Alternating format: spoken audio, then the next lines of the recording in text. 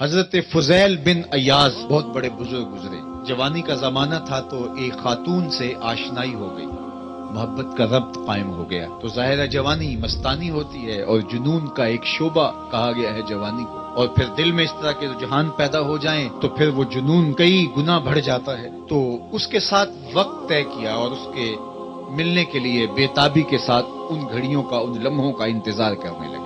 خیر جب وہ وقت آیا تو اس کے گھر کی طرف چلے اور اس کے گھر کی دیوار پھلانگنے لگے تھے کہ ساتھ والے مکان سے کسی قاری قرآن کی تلاوت کی آواز کانوں میں پڑی. اور وہ پڑھ کیا رہا تھا، الم یان للذین آمنوا ان تخشع قلوبهم لذکر اللہ وما نزل من الحق. کیا اہل ایمان پہ وہ وقت نہیں آیا کہ ان کے دل اللہ کے ذکر اور اللہ کی یاد، اس کی محبت میں تڑپ اٹھیں اور وہ خوف خدا میں مبتلا ہو، اور جو نازل ہوا قرآن، اس قرآن کی محبت میں اس کے دل میں خشیت پیدا ہو. بس یہ کانوں میں پڑنے کی دیر تھی کہ دوبارہ گلی میں چھلانگ لگائی اور کہا میرے اوپر وہ وقت آ گیا ہے، اور جنگلوں کو روتے ہوئے نکلے. اور حضرت فضیل بن ایاز پھر ولیوں کے امام قرار پائے.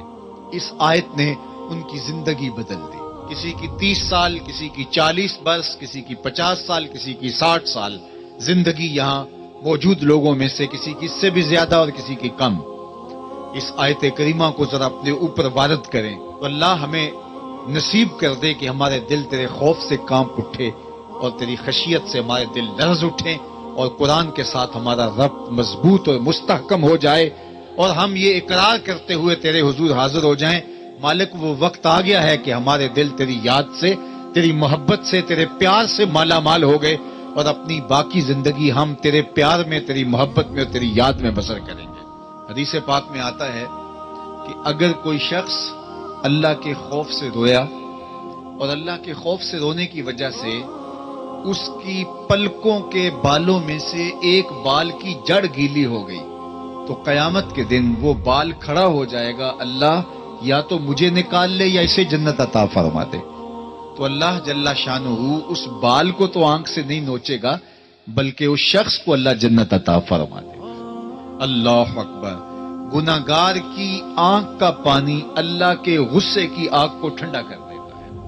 اس لیے ہمیں رونے کا کہا گیا، فَلْيَضْحَكُوا قَلِيلًا وَلْيَبْكُوا كَثِيرًا. اللہ اکبر. ارشاد فرمایا کہ تھوڑا ہنسا کرو، زیادہ رویا کرو. صحابہ کو ہنستے ہوئے دیکھا تو آقا کریم علیہ السلام نے فرمایا کہ تمہارے تک اللہ کی امان نہیں پہنچی اور تم ہنس رہے ہو. عرض کی حضور اس کا کفارہ؟ تو فرمایا اس کا کفارہ یہ ہے کہ جتنا ہنسے ہو اتنا ہی تمہیں رونا پڑے گا. میں اور آپ ذرا اپنی زندگی پر غور و تدبر کریں. ہماری زندگی میں ہنسنا زیادہ ہے یا رونا زیادہ ہے؟ سویر سے لے کر شام تک کہے زیادہ ہیں، ٹھٹھے زیادہ ہیں، مذاق زیادہ ہیں، لطیفے زیادہ ہیں، یا عبرتیں زیادہ ہیں؟ تفکر زیادہ ہے، تدبر زیادہ ہے، سوچ بچار زیادہ ہے، یاد الہی میں تڑپنا زیادہ ہے، آنکھوں سے یاد خدا میں بہنے والے آنسو زیادہ ہیں، یا غفلت سے پھوٹتے ہوئے کہے زیادہ ہے؟ مجھے اور آپ کو اپنی زندگی کا ضرور محاسبہ کرنا چاہیے. ٹھٹھوں سے، مذاق سے ہماری مجلسیں بھرپور ہوتی ہیں. ہم دن میں جتنا ہنستے ہیں کیا اس کا 10واں حصہ بھی ہم تنہائی میں بیٹھ کے اللہ کی یاد میں روتے ہیں؟ اگر ایسا ہے تو مبارک ہو، اور اگر ایسا نہیں ہے تو اللہ سے آنسو مانگو، اللہ سے درد مانگو، اس کی یاد میں رونا مانگو، اس کے ذکر میں تڑپنا مانگو، اس کی محبت میں بے تابیاں مانگو، آنسو مانگو، سسکیاں مانگو. تڑپنے پھڑکنے کی توفیق دے، دل مرتضی سوز صدیق دے. اس کے حضور عرض کرو کہ مالک ہمیں تڑپ دے، ہمیں سوز و گداز دے، ہمیں کیف و سرور کی دنیا نصیب فرما دے، ہماری آنکھوں کو آنسوؤں کا جمال عطا کر دے. اور اگر ہماری آنکھوں میں آنسو نہیں ہیں، ہمارے پاس کہے ہیں، کہتے ہیں جو ہنستا ہوا گناہ کرے گا وہ روتا ہوا جہنم میں جائے گا، اور جس نے یہاں دکھ سہے، تکلیفیں سہی، آلام سہے، اس کے بدلے میں اللہ تعالیٰ اس کو وہاں راحتیں عطا فرمائے گا.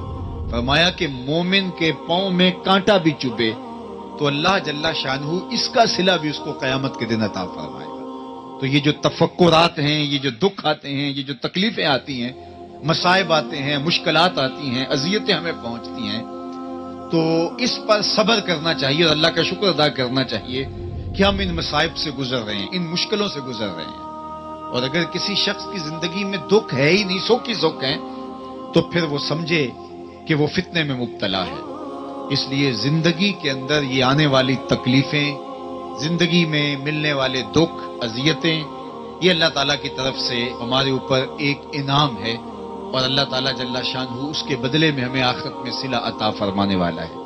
تو فرمایا رجل ذکر اللہ خالیا ففاضت عیناہ، وہ شخص جس نے تنہائی میں بیٹھ کے اللہ کا ذکر کیا، اللہ کو یاد کیا، اور پھر کیا ہوا؟ فرمایا اس کی آنکھوں سے آنسو ٹپکنے لگے. تو میرے اور آپ کے آقا و مولا نے فرمایا قیامت کے دن جب کوئی سایہ نہیں ہوگا، یاد الہی میں رونے والے کو اللہ اپنے عرش کا ٹھنڈا سایہ عطا فرما دے گا. تو یہ رونا بہت